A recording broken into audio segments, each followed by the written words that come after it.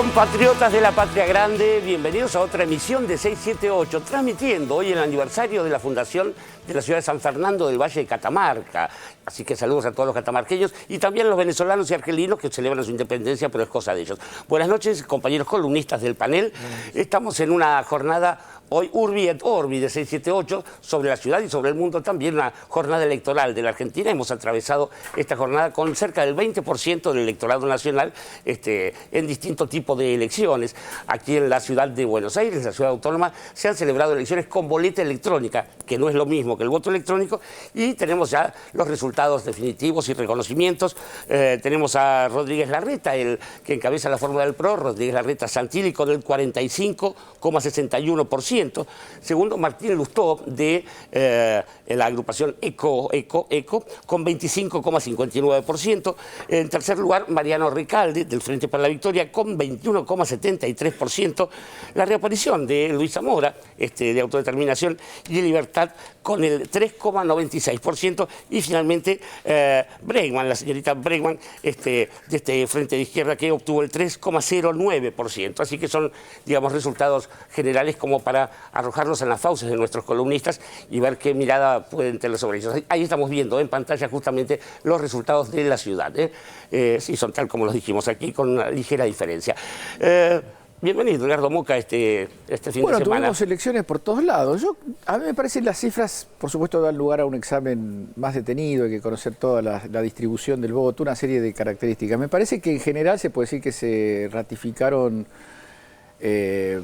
tendencias que ya estaban planteadas. En Córdoba, el Partido Justicialista, disidente con la orientación nacional, viene ganando elecciones desde por lo menos el año 99. Sí.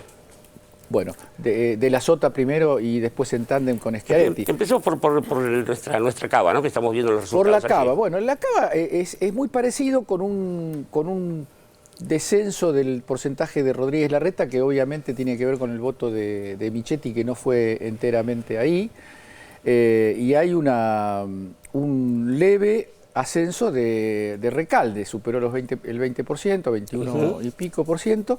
Es una elección dentro de lo previsible. En algún momento yo por lo menos tuve acceso a algunos pronósticos que daban una paridad todavía mayor, pero es evidente que, digamos, que el Frente para la Victoria sigue teniendo un nivel de competitividad alto y al mismo tiempo la fuerza del ECO, el radicalismo aliado del socialismo y otras fuerzas a la coalición cívica, logró convencer de que estaba en una verdadera competencia, logró dar una idea de separación de bienes, digamos, con el macrismo, que rápidamente va a quedar opacada por el hecho de que se van a encolumnar juntos en una campaña nacional, cosa que en política define, pero el hecho real es que va a haber un balotaje.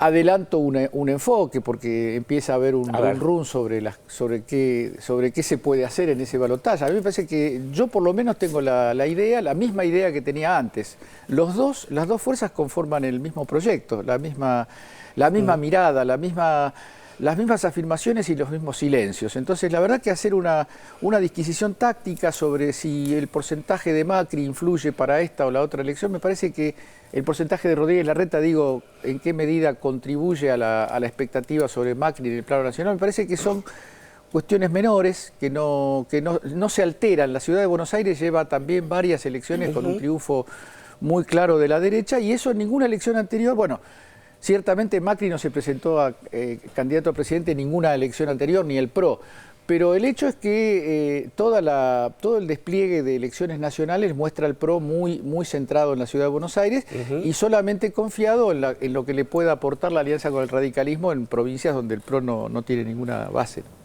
Tendremos el 19 de julio la segunda vuelta, querida Nora, ¿cuál es su perspectiva? Sí, creo que los resultados son más o menos, están dentro de todo lo previsible. Quizás en Córdoba había más expectativa en cuanto al porcentaje que sacara Castelo, según las encuestas habían dado al Frente para la Victoria supuestamente un lugar más expectante como posible disputa de un segundo lugar con Aguad. Ahora, me parece que en la ciudad de Buenos Aires el PRO reafirma su liderazgo después de 2 mandatos de Mauricio Macri. Al mismo tiempo pone el gran tema, el gran dilema es qué va a hacer Lustó sí apunta, porque se va a tener que diferenciar supuestamente en una campaña electoral para gobernar la ciudad de el líder de la alianza política que seguramente respaldará semanas después como candidato a presidente. Es decir, si en el caso de que la elección del PRO en la Ciudad de Buenos Aires no fuera un triunfo, esto se supone que podría repercutir en una peor performance de Mauricio Macri. Digamos, es una paradoja medio extraña esta disputa que se transforma en una paso digamos, de hecho, porque están dentro de la misma alianza política, pero es una elección de disputa supuestamente de poder. Me parece que es esto, es la ratificación de los oficialismos en las distintas jurisdicciones lo que se ha dado. A mí la verdad me llamaba la atención el discurso de Macri, por un lado que habló como candidato a presidente, Rodríguez Larreta, que fue el que ganó, digamos, si bien no fue consagrado porque tiene que ir a balotaje, fue el que ganó, quedó en segundo plano, y el discurso de Macri haciendo eje en cambiemos, ¿no? Hay que cambiar, pero lo acababan de ratificar en la gestión, digamos. Era como absolutamente contradictorio porque ya la ciudad la da por ganada, entonces apunta a nivel nacional. Ahora, la verdad que también, a mí lo que me llama poderosamente la atención es lo que sucede en Córdoba, particularmente con la alianza del radicalismo, Juez y el PRO, porque que ese frente liderado por Aguad haya cerrado la campaña electoral abrazando a la Central de Policía de Córdoba, porque lo que se necesita es más seguridad. Me parece que esto sucede además en Córdoba. En Córdoba, donde con los antecedentes... Vamos a terminar de redondear esto aquí entonces, en la cava. Realmente, ¿sí? bueno, muestra qué está pasando, ¿no? Hay un electorado que elige cosas que a uno le parecen raras, como a priori. Pero bueno, es esto lo que tenemos y esta es la democracia. Además, lo bueno, se hizo el voto, voto no electrónico. La boleta electrónica. La boleta electrónica funcionó aparentemente bien, y lo cual está muy bien, la verdad. A mí me pasó, no sé ustedes, que el discurso de Macri me generó notables coincidencias, porque dijo, bueno, se dice que se habla de un cambio económico si ganase el PRO, y no es solo un cambio económico, es un cambio cultural, un cambio en la manera de relacionarse. Yo estoy profundamente de acuerdo. Faltaba que dijera batalla cultural y la de carta abierta. Por ejemplo, Mariano Moyano. Algunos datos quería que son, quizá parecen detalles menores, pero con este 46% de Rodríguez Larreta, 2 puntos más, que es lo que perdió el PRO respecto de las PASO, lo ponían a las puertas de un triunfo sin necesidad de balotaje. Entonces, perdió un punto, 1.9, o sea, casi 2 puntos respecto de las PASO, y paradójicamente el Frente para la Victoria obtuvo 2,9 más, y ECO 3.5 más. O sea, son porcentajes muy chiquititos, hablamos de 13.000, 10.000 votos, pero bueno, el PRO perdió 138.000 votos, pero es una diferencia que en esta discusión no es menor porque implica ir a balotaje o no. O sea, son muy pequeñas las diferencias, pero la verdad que es un dato que me parece que es importante marcar. La otra cosa respecto del discurso de Macri y de Rodríguez Larreta, bueno, tenemos 2 nuevas actrices en el firmamento del discurso duranbarbista, que son Juana y María Marta. Me encantó. Han entrado en escena junto con Cacho y Edgardo, así que ahora tenemos María Marta y Florencio Varela, ¿no? Florencio Varela, sí, y que yo la verdad es que lo digo en tono burlón, porque francamente no creo que exista María Marta de Florencio Varela, con todo respeto. Si existe, me disculpo, pero como no creo que exista, me voy a burlar. Entonces han entrado en esta... Entonces ella que le dice, ay, pero Mauricio, en Florencio Varela, vos viste cómo es Florencio, le dice María Marta, porque entonces claro, esto es Florencio Varela. Claro, esto no es la Ciudad de Buenos Aires, ¿no? Dice. Claro. Entonces, bueno, y ahí parece que hay un diálogo. Yo no creo ni que Macri sepa dónde queda Florencio Varela, pero bueno. Y la tercera cosa que me parece que quería destacar es algo relacionado con la cobertura. A las 6:01, sobre todo de TN, que estaban al aire Sandra Borghi, Marcelo Bonelli y Débora Pérez Volpin, excitadísimos porque ella lo dijo Borghi, que estaba en el comando del PRO, dijo, bueno, va a pasar en la Ciudad de Buenos Aires lo que no pasó en 20 años, todo dando a conocer que parecía que no había... Claro, que ganaba en primera vuelta. Que estaban todos muy contentos, cosa que me parece muy bien que alguien se ponga contento cuando la fuerza política a la cual adhiere triunfa. Lo que me parece mal es que no lo expliciten. Y después, como si no alcanzara con eso, llega Morales Solá y dice lo siguiente, que el voto electrónico, entrar a votar así, es de otro mundo, nos devuelve la soberanía, ya que el voto no le queda a los fiscales. Sí, es una comprensión clarísima de la Y los fiscales son una amenaza a la soberanía, está claro. Exactamente. No estaría hablando de otros pensaba fiscales. en el voto de Grecia, ¿no? La soberanía es el voto electrónico, una cosa extrañísima su análisis, pero además no es voto electrónico, porque es boleta electrónica, ni siquiera digo es lo voto que electrónico. dijo Morales Solá, que es un analista.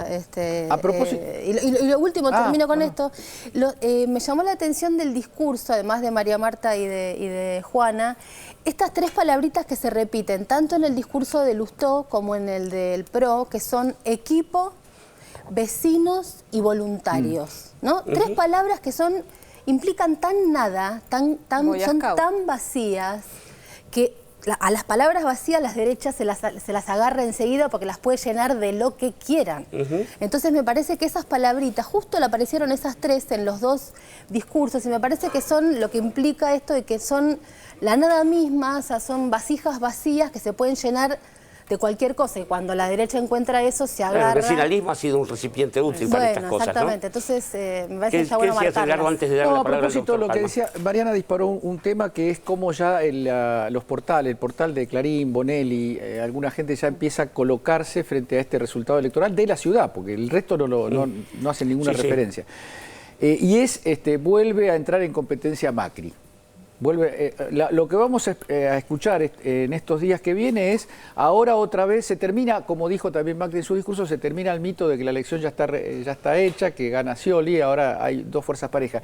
Y a propósito de lo último que decía Mariana, hay un muy interesante trabajo, el autor estuvo hace poco en el programa, que es Gabriel Bonmaro, que habla en relación a este tema de los equipos y del voluntariado, que es el proyecto de copiar desde la política la estructura y la esencia de la empresa. La empresa, claro. La idea del ganador, el competitivo, el creativo, el equipo, todo eso está asociado a la idea de que a la política le hace falta bañarse en las aguas cristalinas y creativas del empresariado, una utopía bastante que son esos libros de autoayuda temible, de los 90, ¿no? Sí, que se fueron al empresariado también, esos libros bien de autoayuda noventosos. Hubo un par de frases de Mauricio Macri reveladoras en ese sentido, diciendo que el triunfo, el progreso de cada uno de nosotros era el que iba a generar el progreso del país. Es la vieja tesis liberal. O sea que cuando le va bien a un montón de tipos, todos, cada uno por la suya, al país le va bien. Yo no sé tú, doctor Palma, pero yo... No sé, algunas experiencias personales de gente cercana, gente grande, digamos, arriba de los 70, 80 años. Ah, menos mal. Gente grande. Y se azafaste bien, No lo estoy mirando a Orlando. No, digo que tuvo algunas dificultades con el tema del voto. A mí me parece que en general, o por lo menos una intuición democrática es que el voto tiene que ser lo más fácil posible. Sí. Lo más simple posible, aunque sea un papelito, una cosa.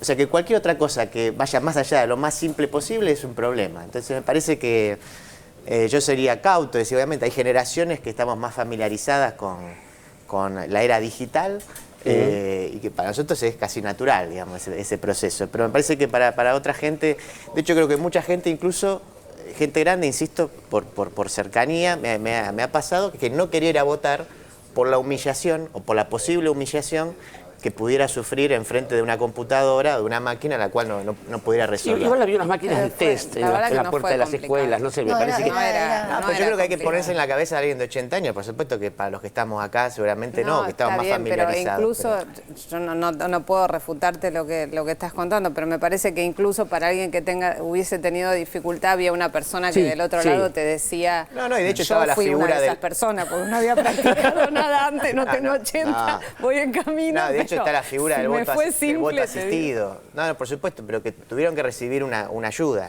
Yo tengo en la cabeza un hombre de 80 años y por eso le cedo la palabra. Ese pensamiento te lleva inmediatamente a la discriminación. De inmediato. Las cosas que dijeron son discriminatorias. Hay pelotudos de 16 años, y hay pelotudos de 80, y hay de todo. Entonces, vos acepté la generalización porque no estoy publicado, pero además hay una cosa, el complejo es cuando alguien es un poco conocido. El anónimo no tiene vergüenza de equivocarse, pero cualquiera de nosotros que tenemos una mínima notoriedad, no hablemos ya de un famoso, de un político, que se equivoque en la votación, un candidato que tenga 40 años y que se equivoque, entonces había mucho entrenamiento para no cometer ese error. Eso yo lo supe porque hubo círculos donde se comentó. Quiero hablar dos cosas. Déjame que cierro. No, porque digo, finalmente, a favor de la boleta única, lo que sí puedo decir tiene que ver con favorecer a los partidos minoritarios que justamente en el caso en el caso tradicional tenían dificultades a veces para hacer llegar sus boletas. Esto evidentemente, pero eso es a favor de la boleta única, no necesariamente a favor de la boleta única electrónica. No, claro. ¿Sí? Entonces la boleta única resolvería ese asunto. Y depende de los distritos, está la cosa geográfica, hay muchos factores. Y finalmente lo que pasaba, yo veía en muchos medios, era que estaban excitadísimos por el voto electrónico, por la ansiedad de saber el resultado, aparentemente, como pasó, una hora antes. Se recuperó la soberanía. Una hora antes. Recuperar la soberanía es enterarse a las 8 en vez de a las 9 quién había ganado, ¿no? Y después, déjame que cierro con esto, lo dijeron bien mis compañeros, suscribo que esto se parece más a una interna que a una elección. Que también obviamente se manifiesta el apoyo en general a los oficialismos, salvo dos provincias. Y después también, sin caer en la cuestión estratégica, como decía Edgardo, digo, es muy difícil revertir en un balotaje, que Lustó pueda revertir esa diferencia. Seguramente va a ganar Rodríguez Larreta con algo menor, con menos ventajas, pero va a ganar. Pero digo, no me parece tan claro que el votante del Frente para la Victoria vaya masivamente a votar a Lustó. De hecho, no debería ser así. No debería ser así, y es más, hasta podría haber incluso, me parece que interesante, incluso para plantear de cara al futuro, si uno fuera un votante del Frente para la Victoria hipotético, ¿qué le convendría, digamos, al Frente para la Victoria? Digamos, probablemente tengo la sensación de que le convendría, digamos, que Rodríguez Larreta es una derecha conservadora más clara, más delineable, un adversario más transparente en ese sentido, y que quizás al Frente para la Victoria le convenga, ¿sí? Entre uno y otro, digamos, confrontar ahí, ¿no? Sí, a mí me han consultado incluso hoy por la calle, ya seguiremos hablando con el correr de los días, cómo hacía alguien que quisiera impugnar su voto con la boleta electrónica, porque sería más difícil, así que si hay ideas. Estamos viendo en pantalla los resultados de Córdoba, donde tenemos a Juan Schiaretti, que es el que se impuso finalmente, el candidato de José Manuel de la Sota, el gobernador de Córdoba,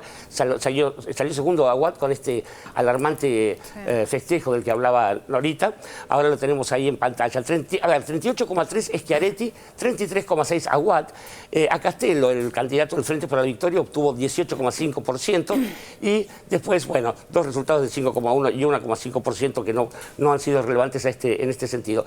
Pero vamos a tratar de leer qué pasó con esto. Nora, vos comentabas esto, lo alarmante del voto, no, me parece que festejo de la segunda fuerza cordobesa. Fue la forma en que cerraron la campaña electoral, ¿no? Fue todo raro el cierre de la campaña electoral en Córdoba, porque la fuerza encabezada por Schiaretti hizo un acto en el que no hablaron los candidatos y solo cantó Palito Ortega con sus hits históricos, y estuvo el Sapo Pepe, ¿no? Bueno, eso fueron, voto infantil. pero además, sí, pero en Córdoba, en una provincia donde no se permitió el voto a los menores de 18 años, no se puso en práctica el voto podían votar los de 4, pero no los de 16. Claro. Bueno, primera, la fuerza que gane, que revalida su continuidad en Córdoba desde hace, como vos bien marcabas, casi 20 años o más. Sí.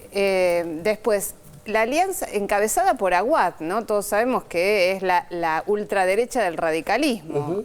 Aguad, un hombre que estuvo, bueno, la famosa foto de Aguad en el palco con Menéndez, recorrió todas las redacciones, creo, de la Argentina a lo largo de décadas y sigue reapareciendo. Y bueno, evidentemente, aliado con Juez, que fue uno de los hombres que originariamente denunció todos esos manejos irregulares y vinculados con el terrorismo de Estado en su momento.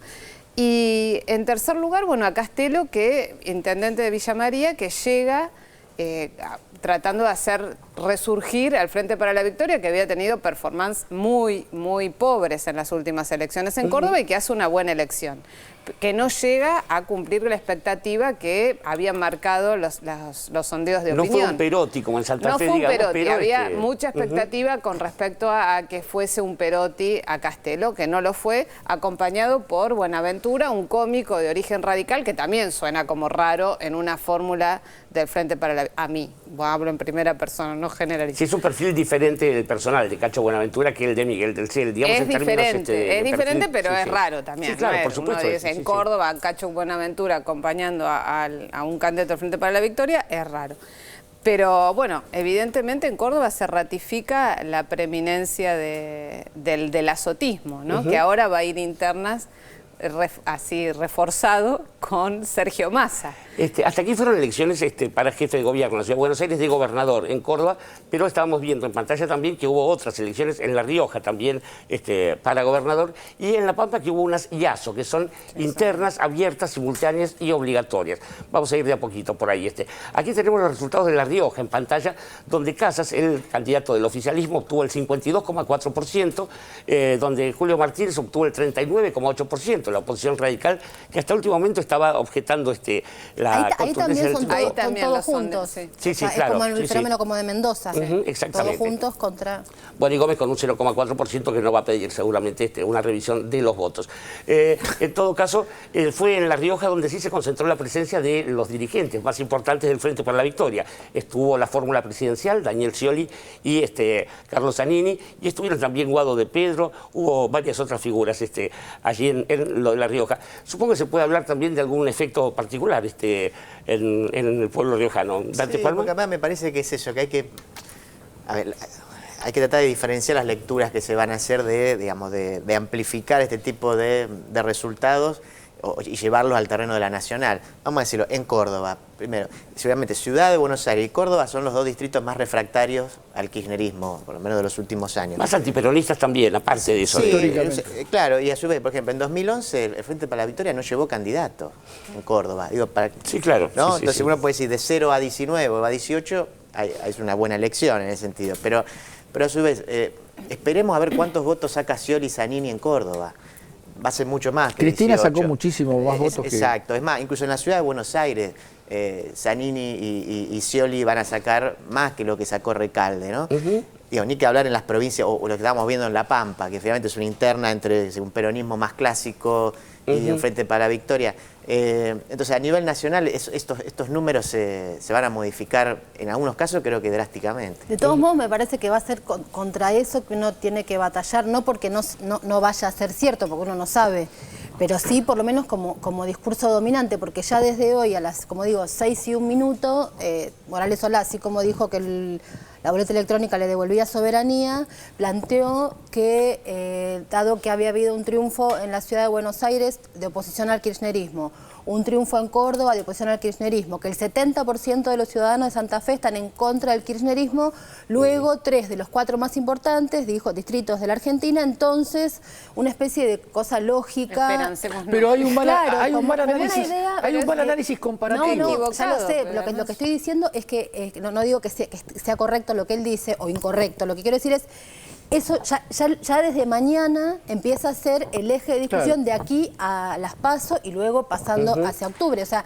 ese va a ser el discurso contra el cual seguro este programa tendrá que batallar, no porque pensemos que es correcto o incorrecto, sino porque simplemente no lo sabe ni Morales Solá ni nosotros, hasta que los hechos... No, más hasta allá que de no se vote, más allá de lo que no sabemos. sabemos, Mariana, hay un problema de método de análisis. Si vos estás analizando el resultado electoral de Santa Fe, ¿con qué lo comparás? ¿Con la capital, con Mendoza o con otro de Santa Anterior Fe que de te Santa permita establecer parangones? ahí está la trampa. En Santa Fe, en Córdoba, No en Mendoza comparar. y en Ciudad de Buenos Aires, desde el 2009 hasta acá, las performances del Frente para la Victoria han sido de débiles para abajo. En el 2009 no superó el 10% en ninguno de esos lugares. Entonces, yo creo que el tema nuestro, el tema del análisis político es pensar en las referencias para comparar. Y yo creo que el Frente para la Victoria ha hecho elecciones parciales por encima de las expectativas que había dejado, por ejemplo, la elección legislativa del 2013, pero muy por encima, creo yo. En Córdoba es un caso que casi de la nada, como decía Dante, surge una fuerza competitiva, sin contar con que los votos de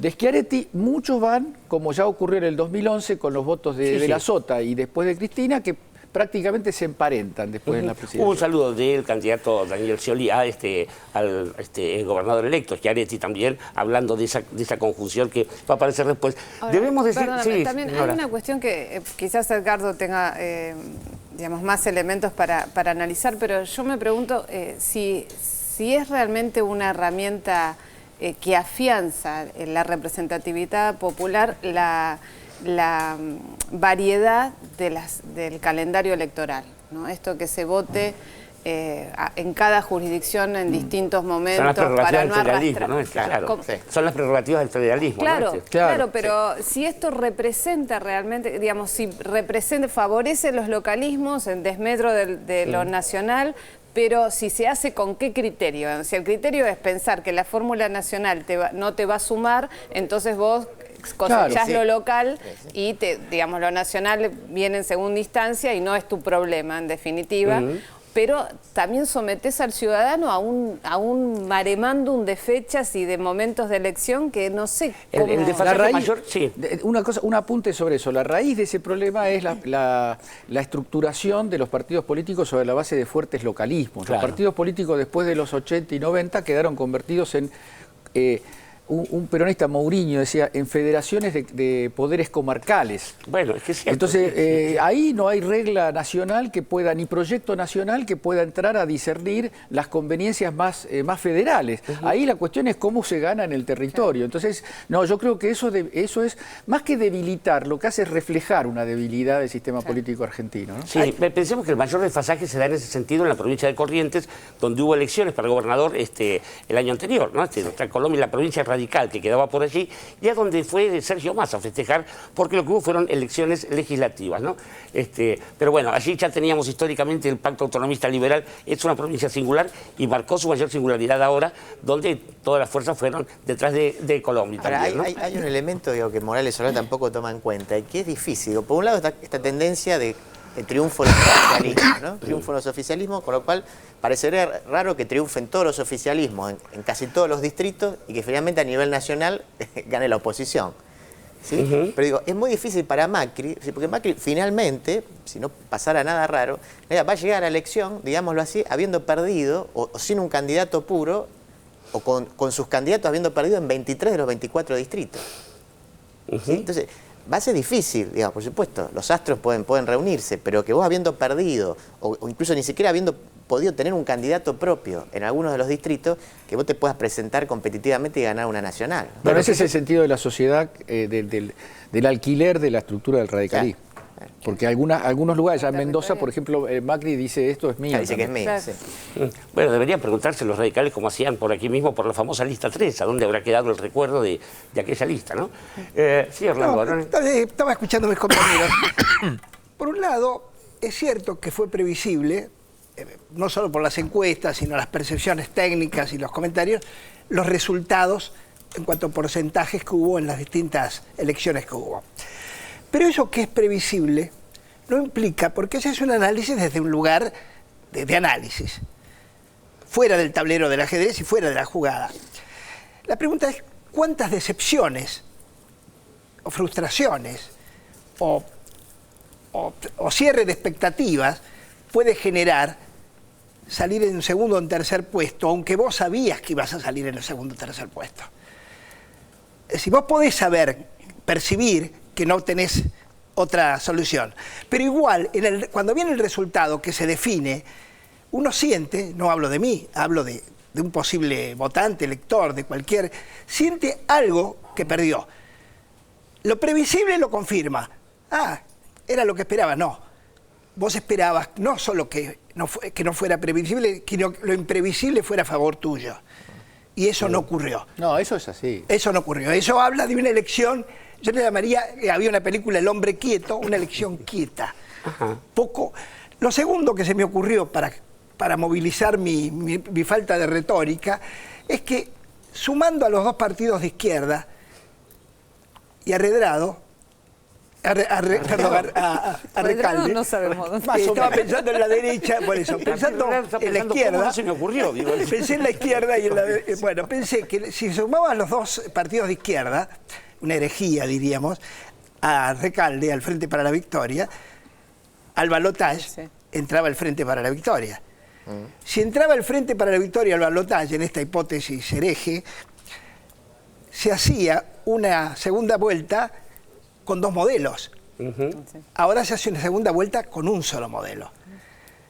Entonces, yo si fuera el partido de izquierda me preguntaría, ¿qué me convenía más? Y te respondería. Tener un legislador.